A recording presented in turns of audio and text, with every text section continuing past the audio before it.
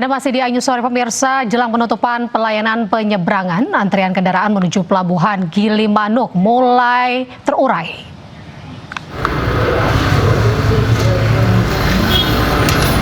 Jelang Hari Raya Nyepi besok, berbagai upaya terus dilakukan Polres Jembrana dan juga otoritas pelabuhan guna mengurai kepadatan kendaraan. Meski begitu, antrian kendaraan masih terlihat di kantong-kantong parkir pelabuhan Gilimanuk. Jadwal penutupan pelayanan penyeberangan Gilimanuk ini dilakukan pada Kamis 19 Maret 2026 pukul 5 waktu Indonesia Tengah dan dibuka pada Jumat 20 Maret 2026 pukul 6 waktu Indonesia Tengah.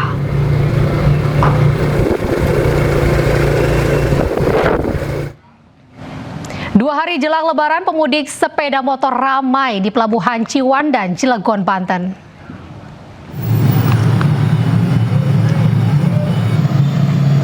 Antrian pemudik tampak memadati Pelabuhan Ciwandan, Cilegon, Banten.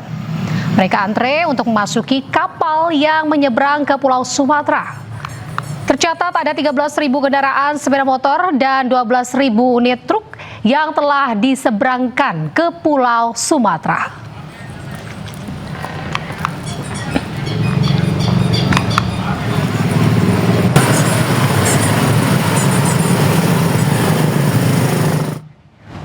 Dan pemirsa, untuk mengetahui situasi terkini arus mudik Lebaran 2026, kami telah terhubung dengan jurnalis iNews di sejumlah titik. Ada Bagus Prasetyadi di Pelabuhan Merak, Cilegon, Banten, dan Hadisti Nur Arifah di Ruas Tol Cipali, Cirebon, Jawa Barat. Selamat malam rekan-rekan, saya ke Bagus terlebih dahulu di Pelabuhan Merak. Berikutnya ada Hadisti di Ruas Tol Cipali. Ya Bagus, bisa Anda ceritakan seperti apa arus pergerakan kendaraan di Merak saat ini?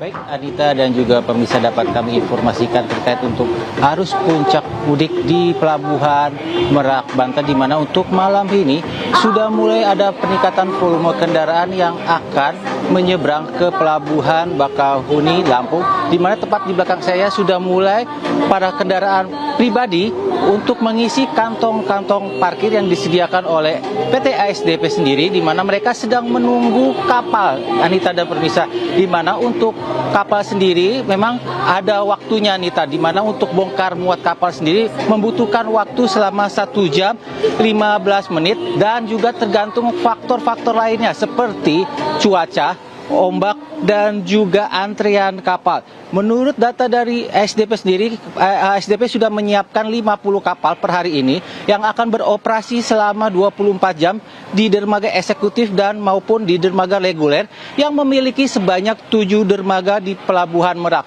Anita dan pemirsa, dapat kami kabarkan bahwa untuk di dermaga Pelabuhan Merak ini memiliki 7 dermaga dan setiap satu dermaga nantinya ada 4 kapal yang akan bersandar dan mengangkut para pemudik keluar Jawa menuju Sumatera. Menurut data dari ASDP Indonesia Ferry, dalam kurun waktu 12 jam ada lebih dari 100.000 penumpang yang telah diberangkatkan menuju Pelabuhan Bakahuni dan total kendaraan pribadi mencapai 28.000 yang sudah diberangkatkan. Jumlah ini naik 11% dibandingkan periode mudik tahun lalu dan jumlah ini akan terus bertambah, Anita, hingga malam nanti dan besok dalam momen puncak arus mudik 2026. Anita dan pemirsa, dapat kami kabarkan bahwa memang pola pergerakan pemudik ini yang menggunakan pribadi cenderung akan lebih ramai meningkat ketika malam hari dan subuh. Tentunya tadi kami sempat berbincang kepada para mudik bahwa untuk menghindari teriknya matahari yang kalau dirasakan memang, Anita, saat siang dan sore hari itu mencapai 34 hingga 36 derajat dan mereka memutuskan untuk berangkat malam untuk menghindari teriknya matahari. Dan untuk pemirsa dan semua pengen menyeberang ke Pelabuhan Bakahuni dapat untuk membeli tiket secara resmi karena masih banyak para pemudik yang membeli tiket lewat calo karena harganya sangat tinggi, Anita. Padahal ASDP sudah memberlakukan single tiket, yaitu adalah penyamaan tarif tiket reguler yang terendah. Jadi tidak adanya tarif eksekutif selama periode arus mudik 2026. Kami akan terus mengabarkan kepada Anita dan pemirsa sampai puncak arus mudik malam ini dan esok. Kembali ke Anda. Bagus, kita beralih ke Hadisti Nur Arifah di Tol Cipali. Hadisti, bisa Anda ceritakan seperti apa kondisi arus mudik, arus kendaraan saat ini di tempat Anda melaporkan?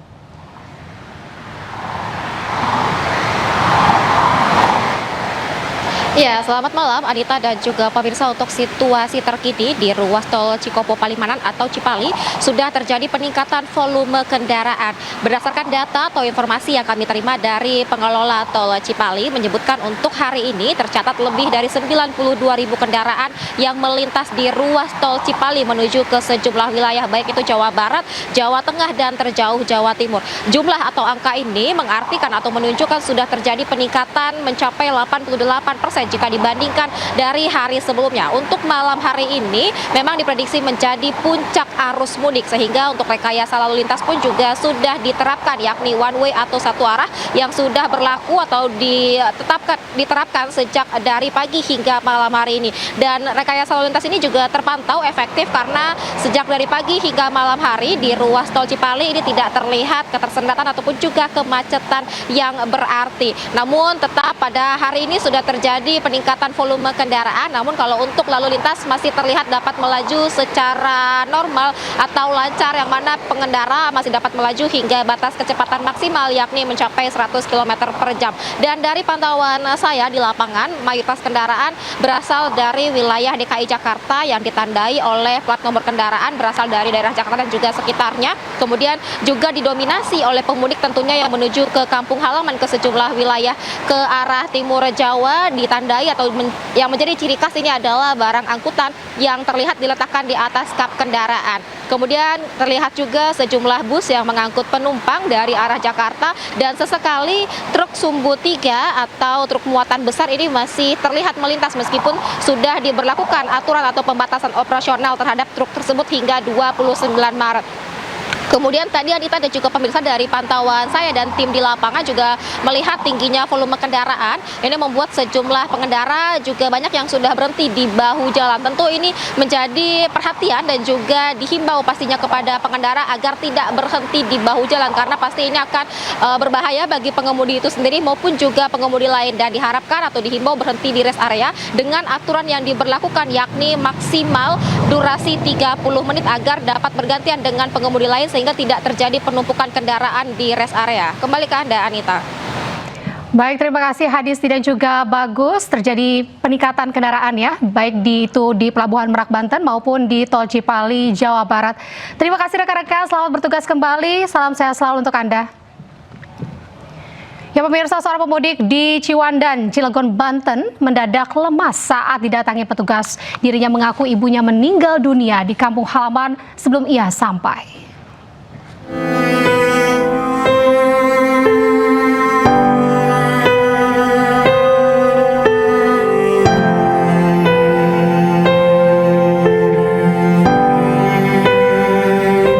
Suasana duka menyelimuti seorang pemudik di Pelabuhan Ciwandan, Cilegon, Banten. Ia menangis di samping motornya usai menerima kabar bahwa orang yang ingin ia temui di kampung halaman, yakni ibunya, telah meninggal dunia. Petugas yang berjaga pun menghampiri dan mencoba memberikan pendampingan. Yang bersangkutan cerita bahwa saya udah janji mau ketemu ibu, jadi ya kita juga yang anggota polisi cukup sedih dan merinding lah dengan hal tersebut. Ya kita juga bela sungkawa ya untuk yang bersangkutan, semoga amal ibadah ibunya diterima di sisi Tuhan Yang Maha Kuasa. Usai diberikan pendampingan, pemudik itu langsung diberikan prioritas untuk segera diberangkatkan.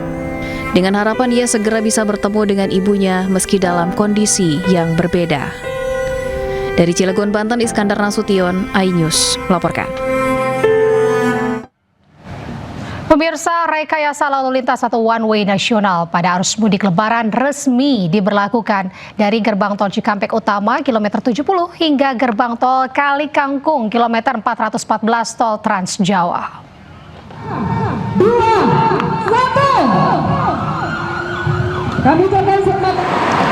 Kebijakan ini merupakan bentuk kehadiran negara dalam memberikan pelayanan terbaik bagi masyarakat yang melakukan perjalanan mudik. Penerapan one way nasional meliputi ruas jalan dari kilometer 70 hingga kilometer 414 tol Trans Jawa yang diresmikan Menteri Perhubungan Budi Purwagandi. Dengan pemberlakuan one way nasional, para pemudik ini diimbau tetap berhati-hati dan menjaga kecepatan serta mematuhi arahan petugas di lapangan.